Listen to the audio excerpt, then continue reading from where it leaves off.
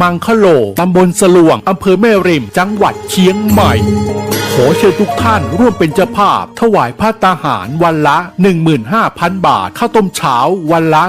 1,500 บาทน้ำปานะวันละ 1,000 บาทหรือตามกำลังศรัทธามีพระสงฆ์เข้าร่วมปฏิวัติกรรมในครั้งนี้จำนวน100รูปและขอเชิญทุกท่านร่วมทอดผ้าป่าสามัคคีและร่วมพิธีสืบชะตาหลวงในวันอังคารที่11มีนาคม2568วัตถุประสงค์เพื่อสร้างศาลาปฏิบัติธรรมบำเพ็ญบุญและหล่อองค์ทองเหลืองพระนางจามเทวีพระสุพรรณกัลยาสมเด็จพระนเรศวรมหาราชสมเด็จพระเอกาทศรสสมเด็จพระเจ้าตากสินมหาราชปางสมาธิหน้าตัก36นิ้วสูง41นิ้วและขอเชิญร่วมเป็นเจ้าภาพเททองเหลืององค์ละ 250,000 บาทพร้อมฐานที่ประทับหรือตามกำลังศรัทธากำหนดงานเวลา 9 นาฬิกาพิธีสืบชะตาหลวงเวลา 10 นาฬิกา 39 นาทีพิธีทอดผ้าป่าสามัคคีโอกาสนี้จึงขอเรียนเชิญทุกท่านร่วมทำบุญตามกำลังศรัทธาสร้างเสริมบารมีกายดีจิตใจแจ่มใสเป็นมงคลชีวิตผ่านบัญชีธนาคารกรุงไทยสาขาโลตัสแม่แตงชื่อบัญชีพระกิตินัทพรพิชิตวัฒนากิจและนางสาวสุวรินทร์อินสวรรค์แม่ชีและนายณรงค์ศรีทิพันธ์เอกเลขที่บัญชี 876064848 สอบถามข้อมูลเพิ่มเติมได้ที่ 081-783-6514 092-323-4798 อย่าลืมวันที่ 1-11 มีนาคม 2568 เชิญร่วมงานปริวาสกรรมและทำบุญทอดผ้าป่าสามัคคีณสำนักวิปัสสนาปฏิบัติบูชาพระพุทธบาท400หลวงปู่ทองสิริมังคโลตำบลสลวงอำเภอแม่ริมจังหวัดเชียงใหม่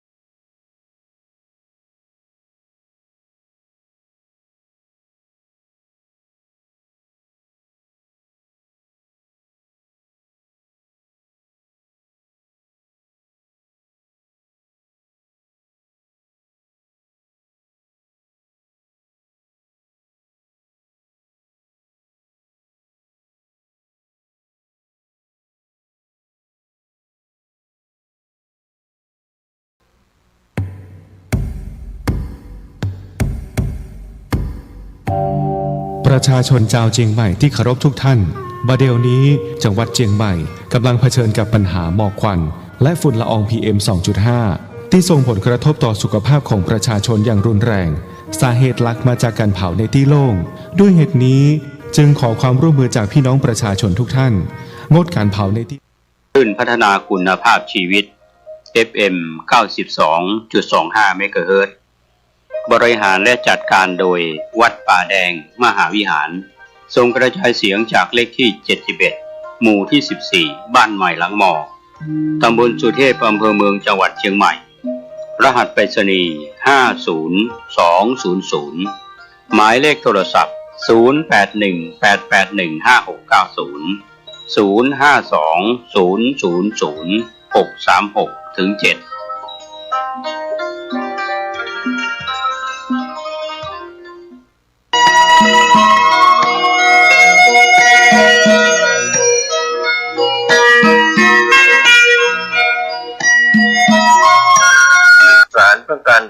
สัมพันธ์โครงการปรับภูมิทัศน์และพัฒนาปรับพื้นที่รอบโบสถ์วัดป่าแดงมหาวิหารโครงการระยะที่ 9 ธันวาคมถึง 31 ธันวาคม 2567 ถึง 20 มกราคมถึง 21 ธันวาคม 2568 มติคณะกรรมการบริหารวัดป่าแดงมหาวิหารครั้งที่ 4/2567 ได้เห็นชอบและอนุมัติให้ดำเนิน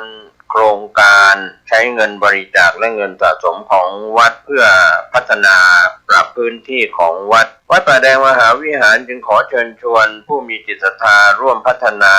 เพื่อถวายเป็นพระราชกุศลถวายพระเจ้าสามฝั่งแกนและพระเทวีพระเจ้าสิโรกราชพระเมืองแก้วและอดีตเจ้าอาวาสวัดป่าแดงมหาวิหารมีพระญาณคัมภีร์พระมหาสวามีโพธินันทะครูบาเจ้าศรีวิชัยพระอธิการอินแก้วอรินทโรครูบาอ่องขอเชิญชวนผู้ใจบุญร่วมเป็นเจ้าภาพ 1. รั้วรอบอุโบสถ270 เมตรเมตรละ350 บาท 2. ประตูใหญ่ชุดละ 15,000 บาท 3. ประตูเล็กชุดละ 5,000 บาท 4. ดินลูกรัง1คิวละ300 บาท 5. ดินลูกรังลำละ 1,000 บาท 6. ลวดหนาม1 เมตรเมตรละ300 บาทผู้มีจิตศรัทธามีเจตนาร่วมในข่าวครั้งนี้โอนเงินผ่านธนาคารกรุงไทยสาขาสุเทพชื่อบัญชีวัดป่าแดงมหาวิหารเลขที่บัญชี521064750สอบถามรายละเอียดเพื่อร่วมทำบุญได้ที่0818815690ก็เป็นโครงการปรับภูมิทัศน์และพัฒนาปรับพื้นที่รอบอุโบสถวัดป่าแดงมหาวิหารตำบลสุเทพอำเภอเมืองเชียงใหม่จังหวัดเชียงใหม่โครงการนี้เริ่มดำเนินการท่านที่จะร่วมบุญร่วมกุศลร่วมอนุโมทนาได้บุญได้กุศลได้ความดีโดยทั่วหน้ากัน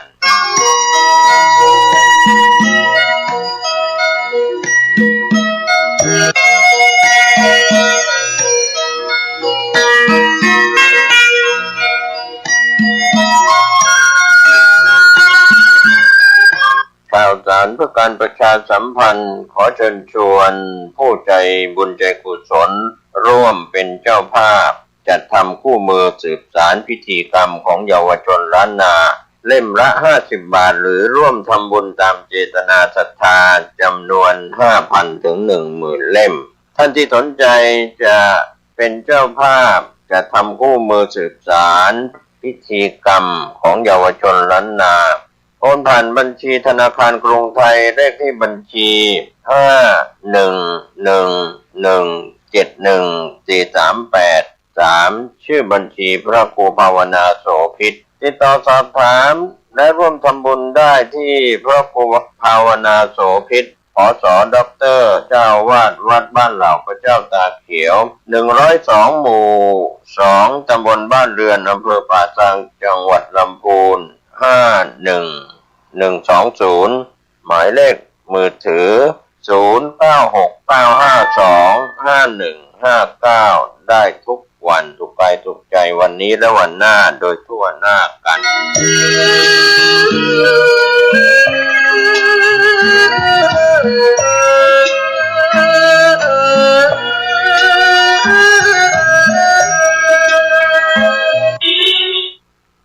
สวัสดีครับท่าน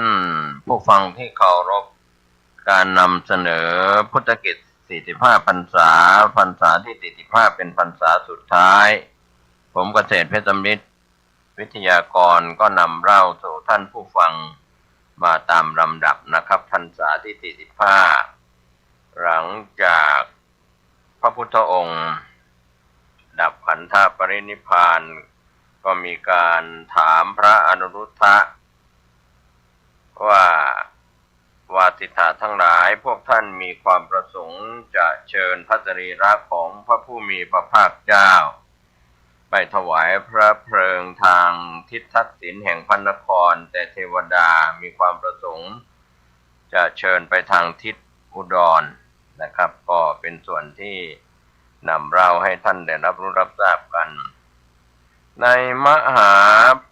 ปรินิพพานสูตรได้กล่าวถึง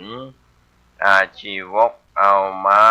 เสียบดอกมณฑารพถือมาดังร่ม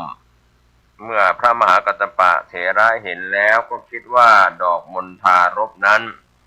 จะปรากฏในถิ่นมนุษย์ก็ต่อเมื่อพระสัพพันยูโพธิสัตว์เสด็จลงสู่พระครรภ์ของพระมารดาแต่วันนี้พระศาสดาของเราไม่ได้เสด็จลงสู่พระครรภ์ไม่ได้เสด็จออกจากพระครรภ์ทั้งวันนี้พระองค์ก็มิได้ตรัสรู้มิได้ประกาศพระธรรมจักรมิได้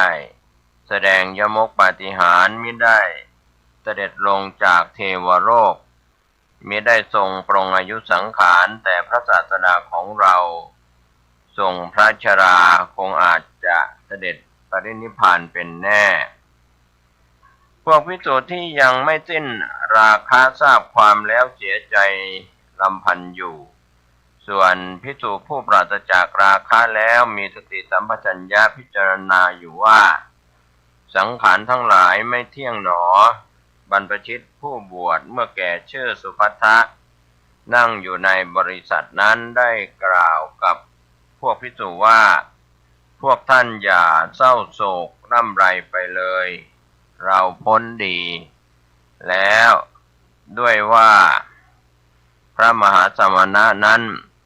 เบียดเบียนพวกเราอยู่ว่าสิ่งนี้ควรแก่เธอสิ่งนี้ไม่ควรแก่เธอก็บัดนี้พวกเราปรารถนาสิ่งใดก็เป็นส่วนที่เราท่านทั้งหลายก็ในส่วนที่พระมหากัสสปะก็ได้ฟังคำพูดของสุภัททะเช่นนั้นแล้วก็คิดว่าพระศาสดาปรินิพพานเพียง7 วันก็มีเหตุที่จะทำให้สงฆ์ล่วงละเมิดพระวินัยบัญญัติเสียแล้ว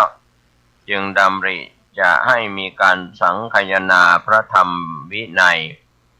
เพื่อรวบรวมให้เป็นหมวดหมู่สำหรับเราสงฆ์จะได้ประพฤติปฏิบัติตาม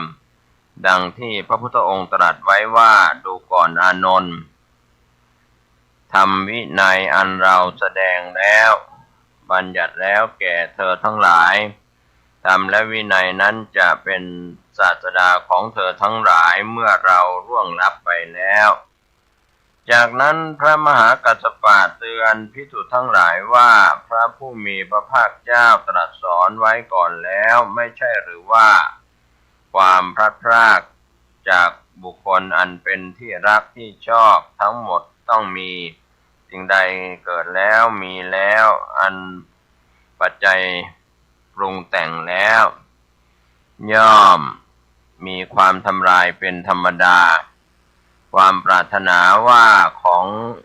อสิ่งนี้อย่าทำลายไปเลยไม่ใช่ฐานะที่จะเป็นไปได้มัลละปาโมกข์4 องค์จุดไฟถวายพระเพลิงบนจิตกาทานแต่ก็มิอาจให้ติดได้พวกเจ้ามัลละรับสั่งถามท่านพระอนุรุทธะว่าอะไรหนอเป็นเหตุอะไรหนอเป็นปัจจัยที่ปาโมกข์ทั้ง4มิอาจยังไฟให้ติดจิตกาทานได้พระอนุรุทธะกล่าวว่าวาสิทธะทั้งหลายพวกเทวดามีความประสงค์ว่าพระมหากัสสปะพร้อมด้วยภิกษุสงฆ์หมู่ใหญ่ประมาณ500 รูปกำลังเดินทางจากเมืองปาวามาสู่กุสินาราเพื่อเฝ้าพระศาสดาตราบใดที่พระมหากัสสปะและภิกษุสงฆ์ยังมาไม่ถึงตราบนั้นจิตกาทานของพระผู้มีพระภาคเจ้าจะยังไม่ลุกโผล่ขึ้นจนกว่าท่านพระมหากัสสปะจะถวายบังคมพระบาททั้งสองของพระผู้มีพระภาคเจ้าก่อนพวกเจ้ามัลละก็กล่าวว่าข้าแต่ท่านผู้เจริญถ้าเช่นนั้นขอให้เป็นไปตามความประสงค์ของพวกเทวดาเถิดครั้นพระมหากัสสปะและภิกษุสงฆ์เดินทางมาถึงมกุฏพันธนเจดีย์ ก็เข้าไปยังจิตกาทานที่พระสรีระพระผู้มีพระภาคเจ้าแล้วครองจีวรเฉวียงบ่าประคองอัญชลีกระทำประทักษิณจิตกาทาน3 รอบถวายบังคมทางด้านพระบาทของพระศาสดาด้วยเสียงกล้าวแม้ภิกษุ500 รูปเหล่านั้นก็ถวายบังคมพร้อมกันเมื่อท่านพระมหากัสสปะและภิกษุ500 รูปเหล่านั้นถวายบังคมแล้วจิตกาทานของพระผู้มีพระภาคเจ้าก็ลุกโผล่ขึ้นเองด้วยอานุภาพของเทวดาพระสรีระของพระผู้มีพระภาคเจ้าถูกเพลิงไหม้หมดแล้วท่อน้ำหลั่งตกลงมาจากอากาศดับจิตกาทานของพระศาสดาเหลือแต่พระบรมสารีริกธาตุจากนั้นเจ้ามัลละกุสินาราอัญเชิญพระบรมสารีริกธาตุทั้งหมดบรรจุลงในรางทองประพรมด้วยน้ำหอมทุกชนิดโปรยคันธชาติลงไปในรางทอง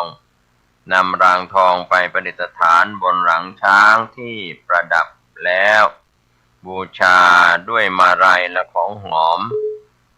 นำเข้าไปภายในพระนครวางไว้บนรังในส่วนที่จะนำไปวางไว้บนบัลลังก์ที่ทำด้วยรัตนะ7 ประการณสันถาคารกั้นเสวตฉัตรไว้เบื้องบนทำการสักการะบูชาพระบรมสารีริกธาตุของพระผู้มีพระภาคเจ้าด้วยการฟ้อนรำขับร้องและดอกไม้ของหอมตลอด7 วันเพราะเหตุใดพระพุทธองค์จึงมีพระประสงค์ที่จะเสด็จมาปรินิพพานยังกุสินาราเมืองนี้ที่จะต้องเดินทางจากที่พระองค์ประสูติตรัสรู้และแสดงปฐมเทศนามาเป็นระยะทางแสนไกลเหตุผลกล่าวไว้3 ข้อเพื่อแสดงในมหาสุทัศนสูตร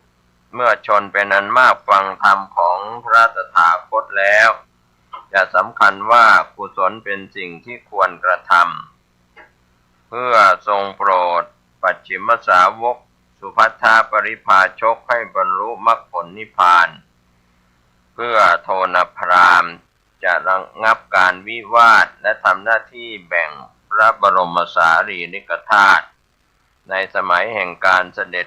ปรินิพพานพระผู้มีพระภาคเจ้าประทับอยู่ณสารวันใกล้กรุงกุสินาราพระอานนท์ได้ทูลขอร้องว่าขอพระผู้มีพระภาคเจ้าอย่าเสด็จปรินิพพานในเมืองเล็กเมืองดอนกิ่งเมืองเช่นนี้เลยเมืองใหญ่เช่นราชคฤห์สาวัตถีโกสัมพีพาราณสีเหล่ากษัตริย์มหาศาลพราหมณ์มหาศาลคฤหบดีมหาศาลที่เลื่อมใสในพระตถาคตมีอยู่มากท่านเหล่านั้นจะกระทำสักการะบูชาสรีระของตถาคตเจ้าพระผู้มีพระภาคเจ้าตรัสว่าอานนท์กุสินารานี้แต่ปางก่อนก็เป็นราชธานีมีนามว่ากุสาวดีพระเจ้ามหาสุทัศนะเป็นกษัตริย์ที่ได้รับมุรธาภิเษกทรงเป็นพระราชาโดยธรรมเป็นใหญ่ในแผ่นดินเป็นพระเจ้าจักรพรรดิกุสาวดีเป็นเมืองที่มั่งคั่งรุ่งเรืองมีชนมากมีภิกษาหาได้ง่ายกุสาวดีราชธานีไม่เคยเงียบจากเสียงช้างเสียงม้าเสียงรถเสียงกลองเสียงตะโพนเสียงพิณเสียงขับร้องเสียงกังสดานเสียงประโคมและเสียงชนทั้งหลายทั้งกลางวันและกลางคืนพระผู้มีพระภาคเจ้าตรัสเล่าถึงอานิสงส์แห่งทานที่พระเจ้ามหาสุทัศนะทรงได้รับในครั้งนั้นว่าทุกสิ่งเป็นของเลิศที่ไหลมาจากกุศลธรรมอันงามที่ทรงบำเพ็ญมาช้านานพระเจ้ามหาสุทัศนะทรงถวายทานในสมณะทั้งหลายด้วยสมณะบริขาร อุปถัมภ์พราหมณ์ทั้งหลายด้วยพราหมณบริขารทรงดำริจัดหาความสุขแก่ชาวนครของพระองค์โดยให้ทานแก่มหาชนทั้งหลายด้วยเครื่องอุปโภคบริโภคและวัตถุที่ต้องการทั้งปวงของชนเหล่านั้นผู้ใดปรารถนาสิ่งใดก็รับเอาไป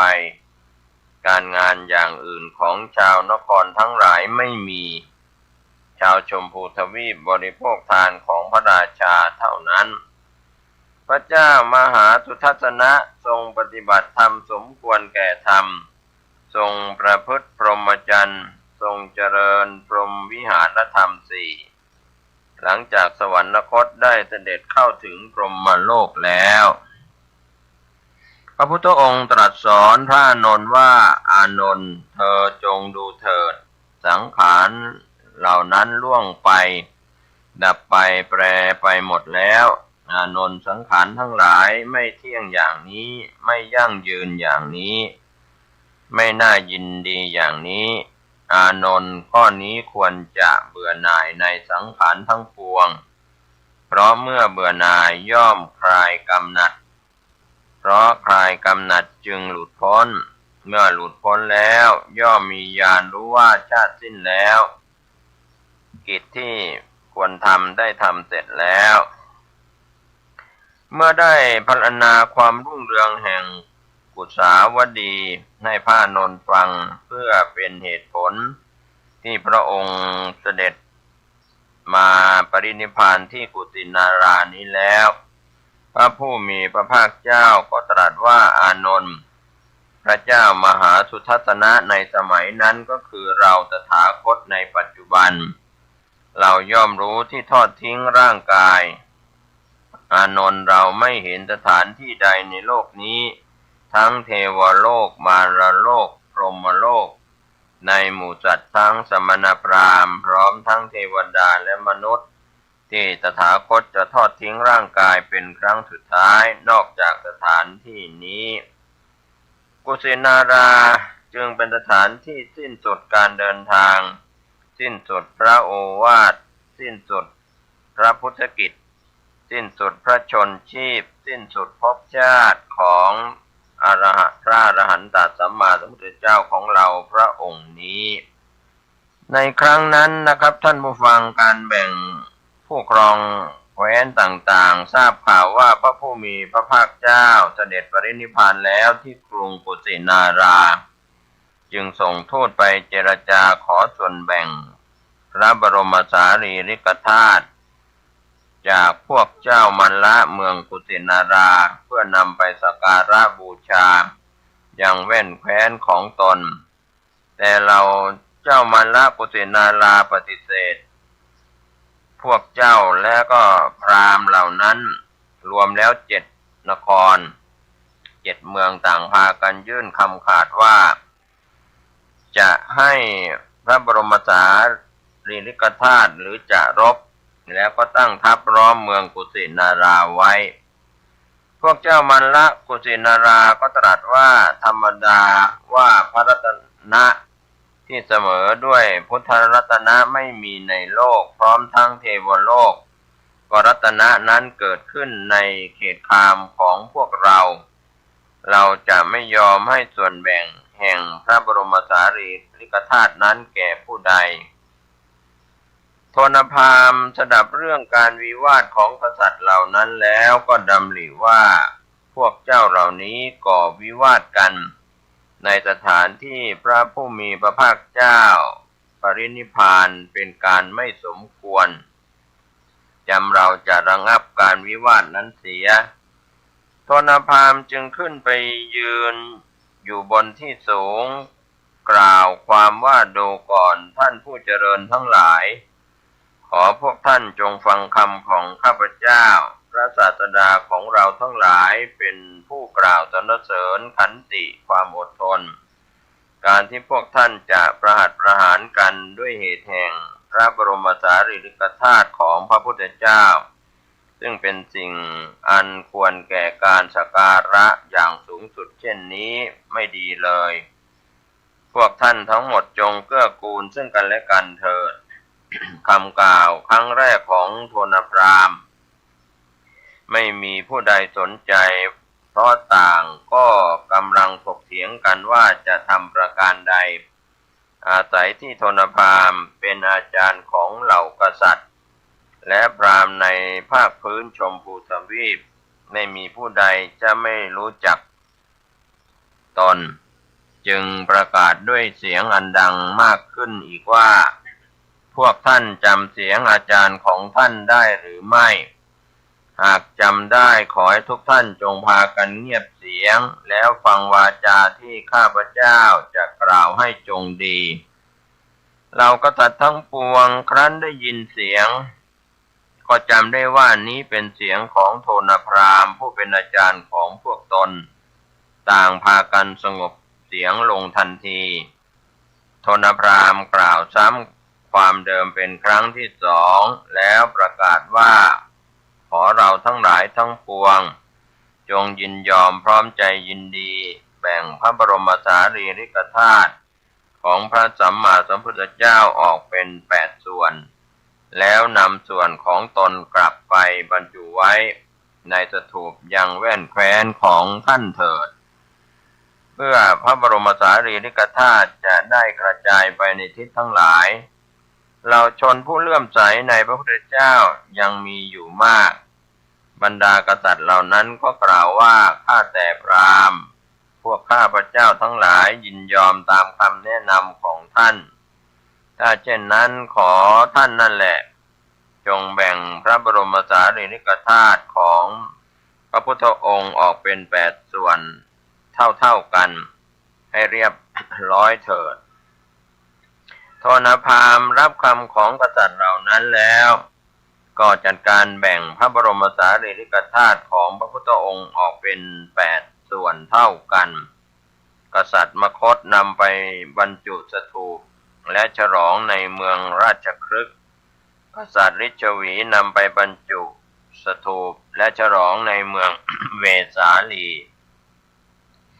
กษัตริย์สากยะนำไปบรรจุสถูปและฉลองในเมืองกบิลพัสกษัตริย์ถูลีนำไปบรรจุสถูปและฉลองในเมืองอัลละกัปปะกษัตริย์โกริยะนำไปบรรจุสถูปและฉลองในเมืองรามคามกษัตริย์มันลกุสินาลานำไปบรรจุสถูปและฉลองในเมืองกุสินารากษัตริย์มันละปาวานำไปบรรจุสถูปและฉลองในเมืองปาวากษัตริย์เวททีปะนำไปบรรจุสถูปและฉลองในเมืองเวททีปะกษัตริย์โมริยะเมืองปิภริวันส่งทูตมาขอส่วนแบ่งทีหลังจึงได้แต่พระอังคารได้สร้างสถูปบรรจุพระอังคารและฉลองในเมือง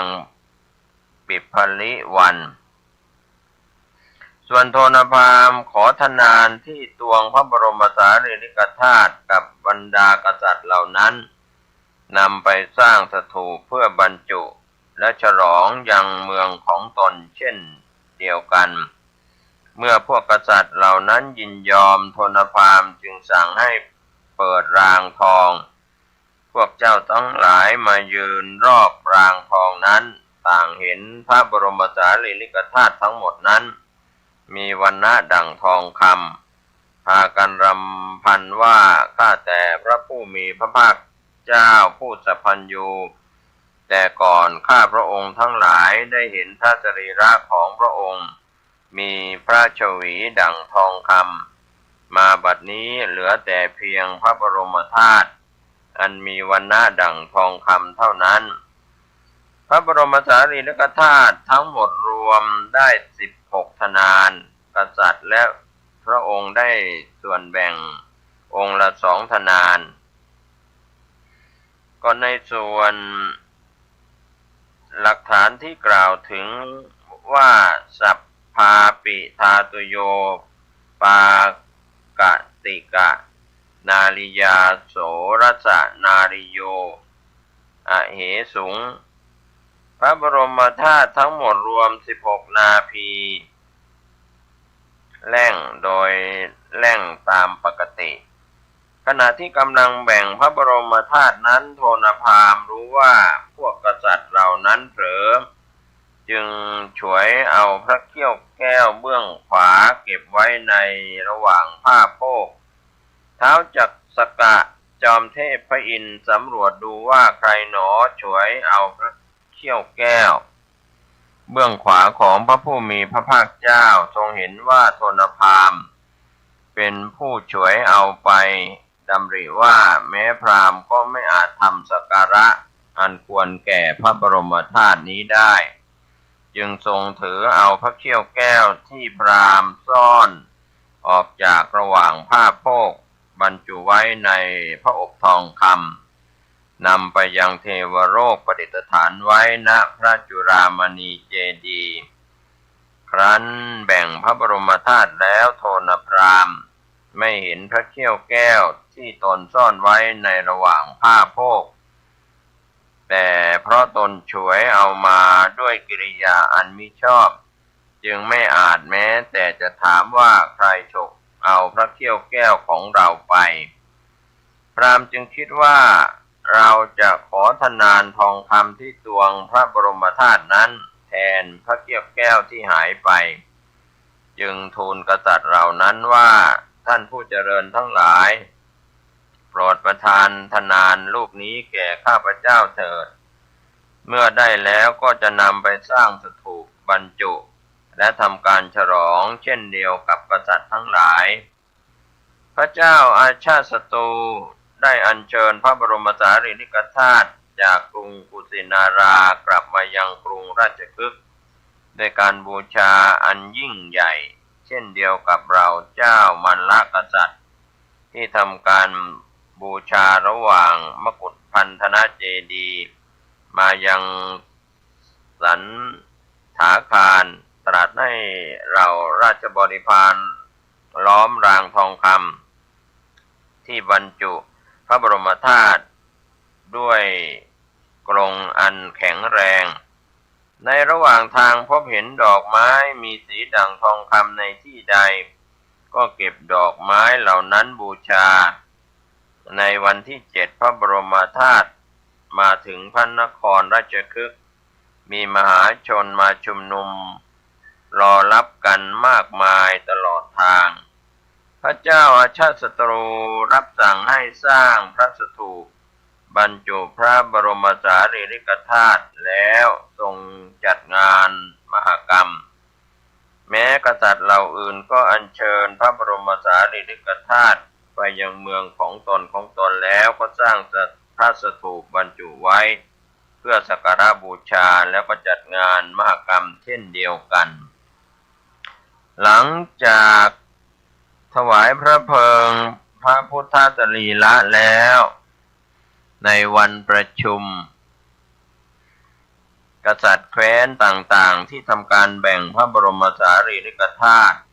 พระมหากัสสปะเถระระลึกนึกถึงคำที่สุภัททาวุฒิบรรพชิตกล่าวเมื่อพระผู้มีพระภาคเจ้าเสด็จปรินิพพานได้7 วันว่าผู้มีอายุทั้งหลายท่านทั้งหลายอย่าเศร้าโศกเสียใจไปเลยพวกเราพ้นดีแล้วจากมหาสมณะพระองค์นั้นด้วยว่าพวกเราถูกพระมหาสมณะพระองค์นั้นคอยห้ามปรามว่านี่สมควรนี้ไม่ควรแก่พวกเธอทั้งหลายก็บัดนี้พวกเราปรารถนาจะกระทำกรรมใดก็จะทำกรรมนั้นไม่ปรารถนากระทำกรรมใดจะไม่ทำกรรมนั้นข้อนี้สมด้วยพระดำรัสที่พระพุทธองค์ตรัสกับพระอานนท์ว่าธรรมวินัยใดอันเราแสดงแล้วบัญญัติแล้วแก่เธอทั้งหลายธรรมและวินัยนั้นจะเป็นศาสดาของเธอทั้งหลายโดยเวลาล่วงไปแห่งเราด้วยเหตุนี้พระมหากัสสปะเถระจึงดำริว่าเราพึงสังคายนาพระธรรมวินัยอันเป็นวิธีที่จะรักษาพระศาสนานี้ให้ดำรงมั่นอยู่สิ้นกาลนานก็ได้กล่าวชักชวนภิกษุสงฆ์ท่ามกลางที่ประชุมณสันถาคาร อันเป็นสถานที่แบ่งพระบรมสารีริกธาตุให้พร้อมใจกันกระทำสังฆยนานะครับก็เป็นส่วนหนึ่งนะครับที่วันนี้ผมเกษตรเพชรสำริดนำเล่าการอยู่จำพรรษาในพุทธกิจ45พรรษาสุดท้ายครับก็เป็นการแบ่งพระบรมสารีริกธาตุยังไม่จบลงก็คงจะได้นำเสนอต่อท่านผู้มีสติปัญญามีบุญเก่าในอดีตชาติปัจจุบันชาติที่จะได้มีโอกาสอบรมอินทรีย์บรรลุมรรคผลนิพพานโดยทั่วหน้ากันทุกรูปทุกนามสวัสดีครับทั้งหลายทุกท่านทุกคนสถานีวิทยุแห่งนี้อาตมาภาพตุเจ้าวัดหนองตองรามดงจังหวัดเชียงใหม่